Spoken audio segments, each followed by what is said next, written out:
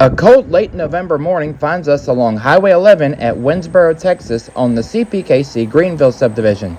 The plan for the day was to venture out into the East Texas and Northwest Louisiana woods in hopes of seeing at least 7 or 8 trains in an attempt to make up for our previous eastward trip on the Union Pacific Mineola subdivision. What we got instead would go down as perhaps one of our single best days of trains to date. Kicking off the action under dark moonlit skies at Winsboro is the eastbound 168, a priority stack train that runs from Wylie, Texas to Atlanta, Georgia via the Norfolk Southern 6 days a week. We would follow the train out of Winsboro and chase them for roughly 70 miles all the way to Jefferson.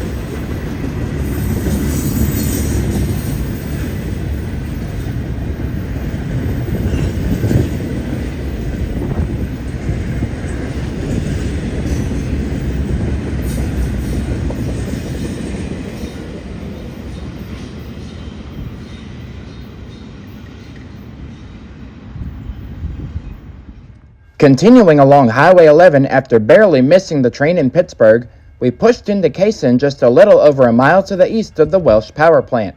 Though we had hoped to see the Welsh coal train running empty on this day, we would see a completely different coal train past the Louisiana state line later in the morning. We see 168 finding speed again after slamming the Union Pacific Diamond at Pittsburgh still under dark night skies.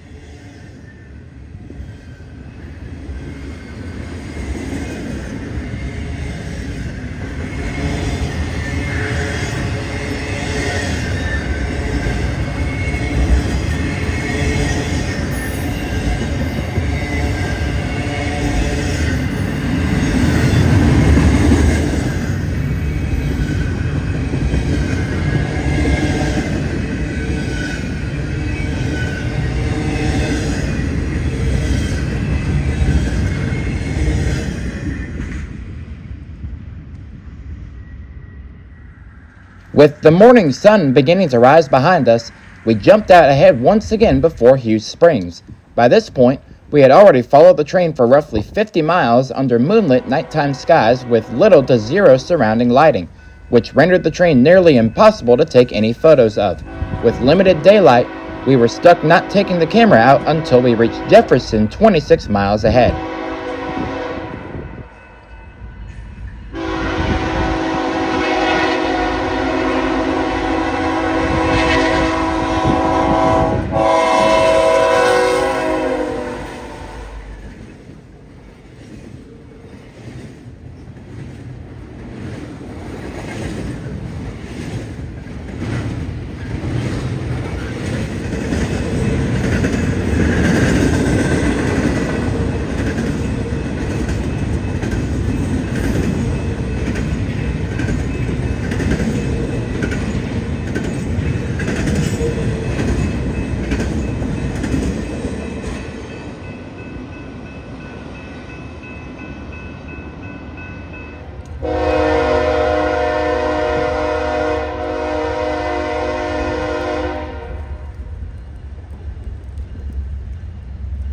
We have now reached Jefferson as daylight has finally dawned on us.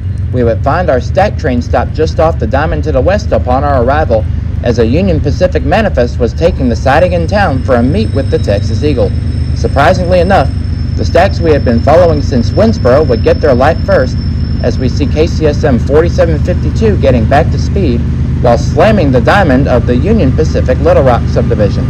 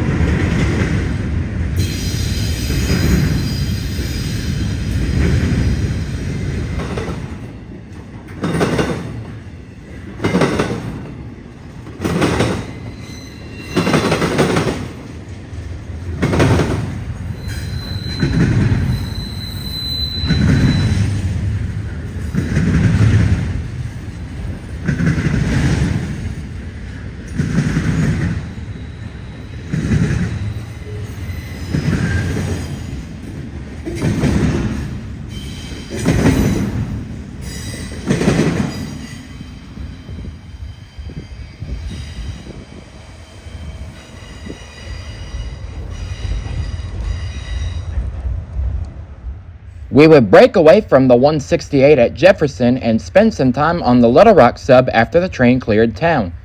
Almost immediately after the rear of 168 cleared the diamond, the southbound edition of the Texas Eagle glides through the curve 33 minutes off schedule en route to their next station stop at Marshall.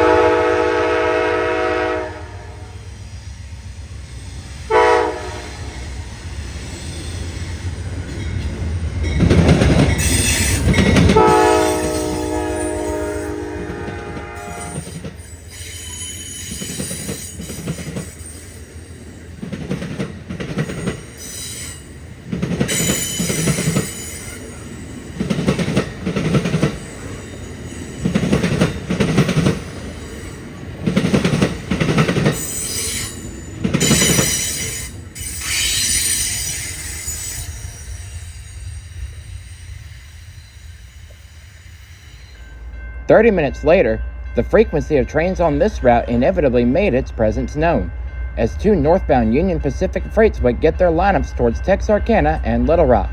First up is this combined manifest intermodal with 3 locomotives up front and one more cut in midway back.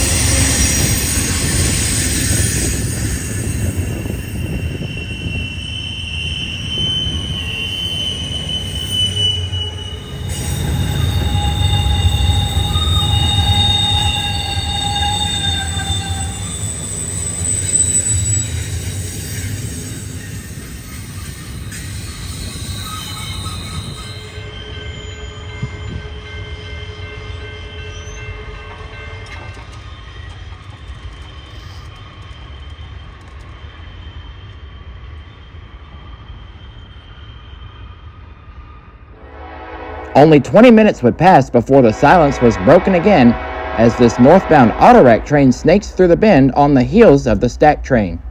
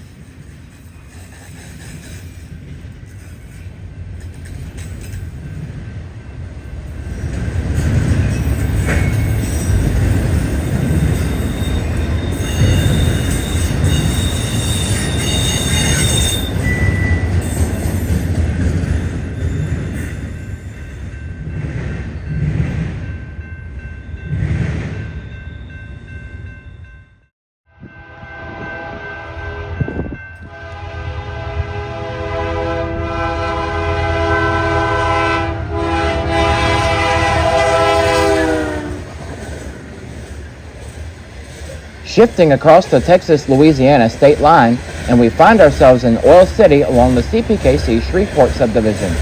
Though the line was quiet for roughly the first half hour, this 1x1 Canadian Pacific consist brings loaded grain train 390 south through town at track speed, with two more southbounds running closely on its heels.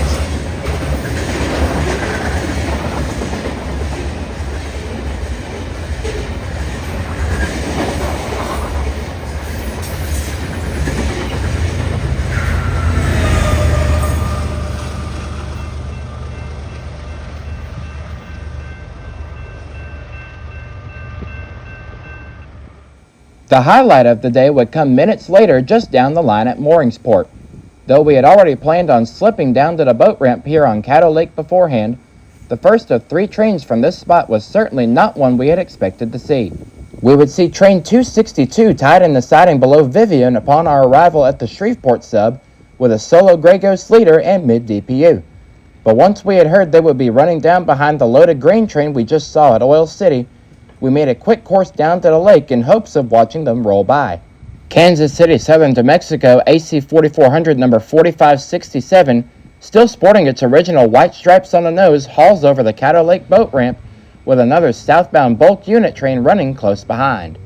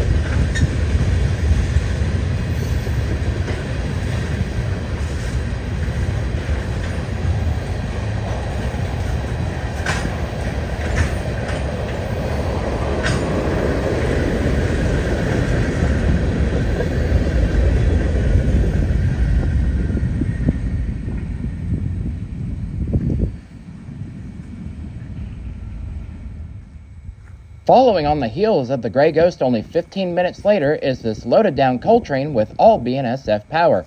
This is train 866, which originates out of the Eagle Butane mine in Wyoming's Powder River Coal Basin via the BNSF, and runs as train CEBM MLM down to the Martin Lake Power Plant in Tatum, Texas. Both BNSF and Union Pacific coal trains utilize the Shreveport and neighboring Greenville subdivisions to reach power plants in East Texas.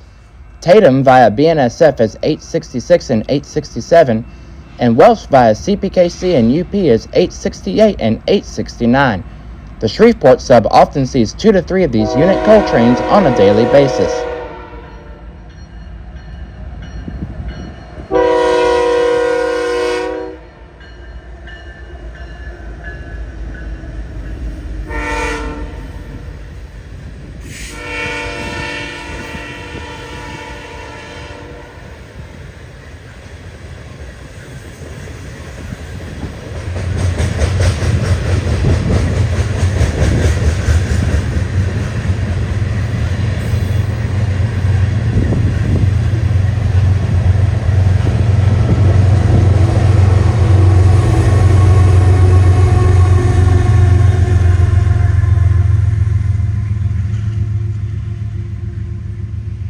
A lengthy silence would ensue after the coal train cleared the way before a pair of KCS bells ripped through town.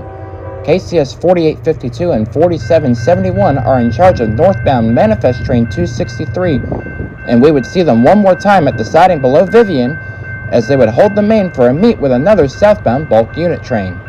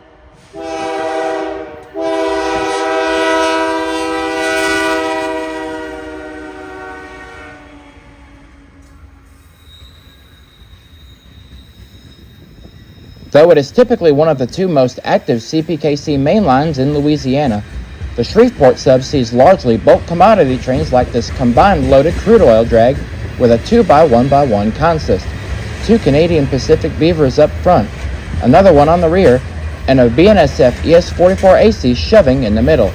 This train is set to run around the manifest holding the main line, with their own crew waiting to continue pushing further north towards the winding curves and grades of Rich Mountain.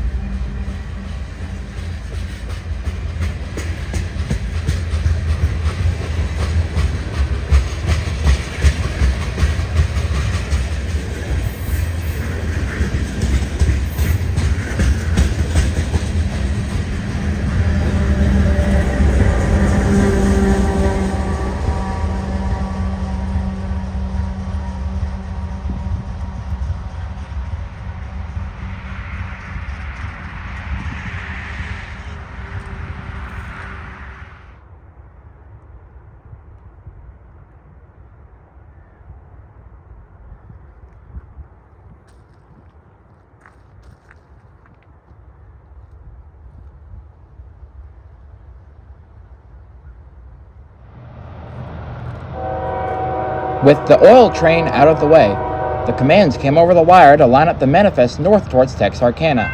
Upon reaching Mena, much further up the line, they will begin assaulting the grades and mountainous terrain of the railfan favorite Rich Mountain. As one will notice, the train was passing over a rough patch on the edge of the crossing, which puts a lot of shaking into the ground and thus the camera too.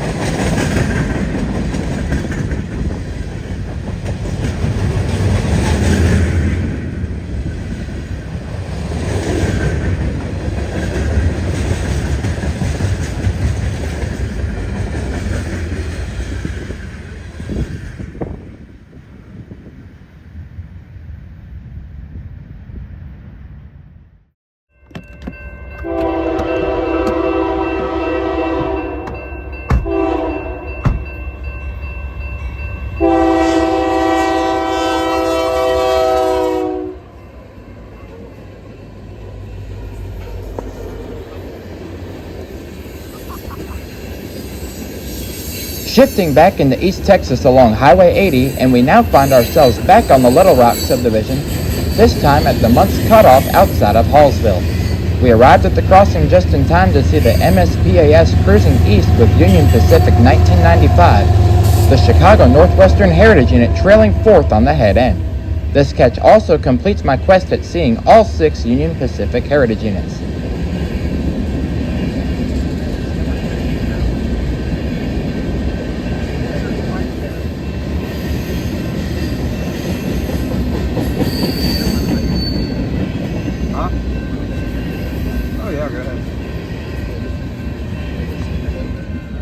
I'll airdrop it to you.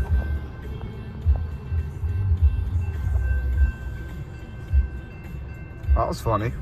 Wow. The aforementioned MSPAS marked the beginning of an eastbound onslaught along Highway 80 from Hallsville all the way to the far east side of Mineola, though another hour and 15-minute silence blew over before the next train came blasting by. Hauling through the reverse curvature at 2:40 p.m., Union Pacific 2683 buckles at 65 miles an hour with intermodal hotshot ZMQG4B.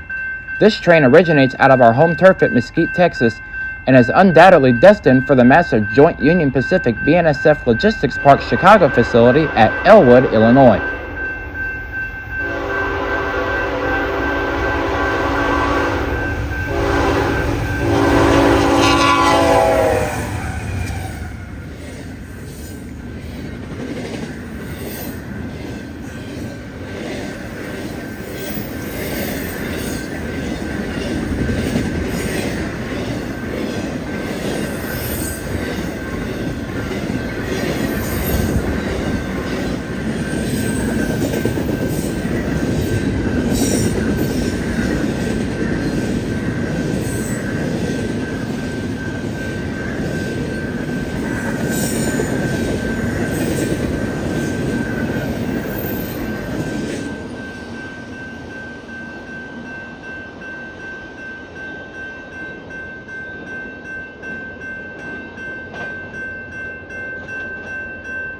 After jumping back on Highway 80 towards Longview, we noticed another high green signal just on the edge of Hallsville. We would stop and pull off at a small gas station on Cypress Street, where we find this eastbound Autorack train following on the heels of the aforementioned Z train.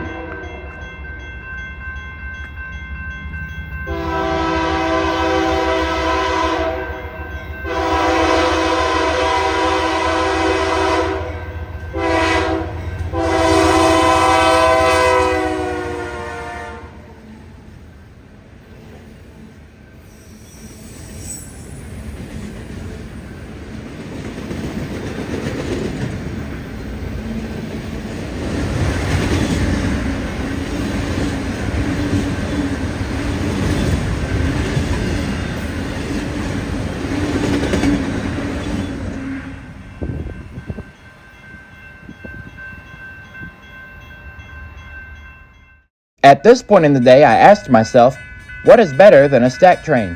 How about a 16,000-foot long stack train, with 3 locomotives up front and 2 more cut in midway back? This one carries roughly 400 domestic and international shipping containers eastward at track speed through downtown Gladewater.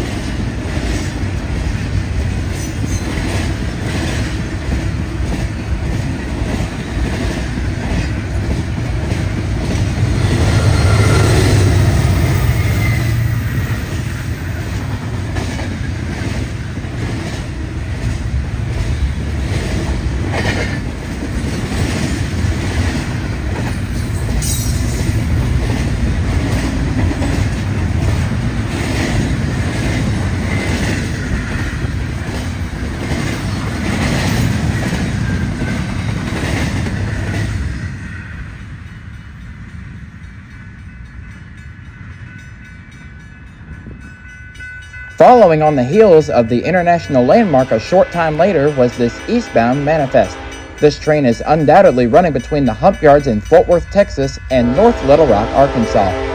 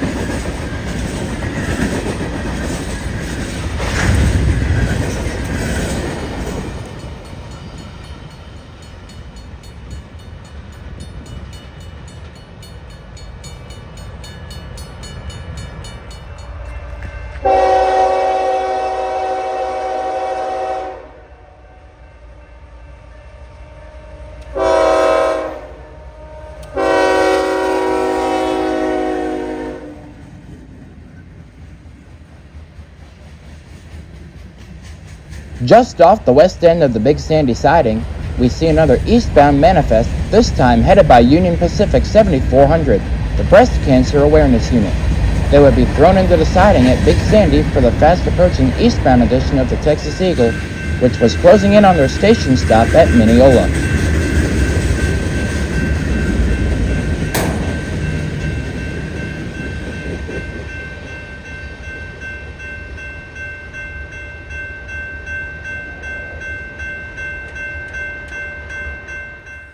With the evening sunlight near completely gone, we set up at Horde just east of Mineola for the eastbound edition of the Texas Eagle, running on rather solid time.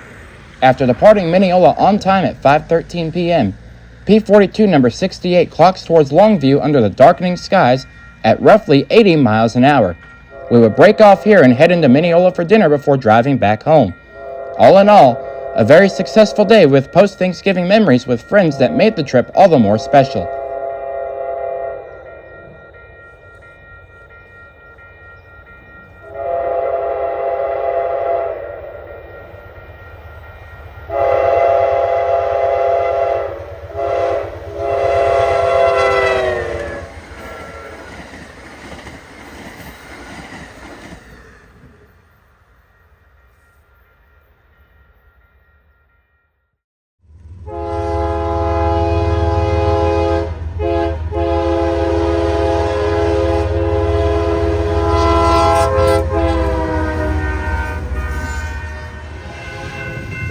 Thank you for watching this proud presentation of the North Texas Rail Productions.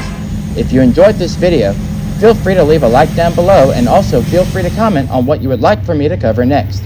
With several documentaries in the works once again, we will range between railfan hotspots and railroad superhighways across the state of Texas as well as the rest of the country. So be on the lookout for newly revised and new releases of documentaries in the near future. As always, thank you for watching, and hopefully we'll see each other somewhere along the rails wherever our paths may cross. This video is copyrighted by Ryan Farkos of the North Texas Rail Productions 2025, all rights reserved.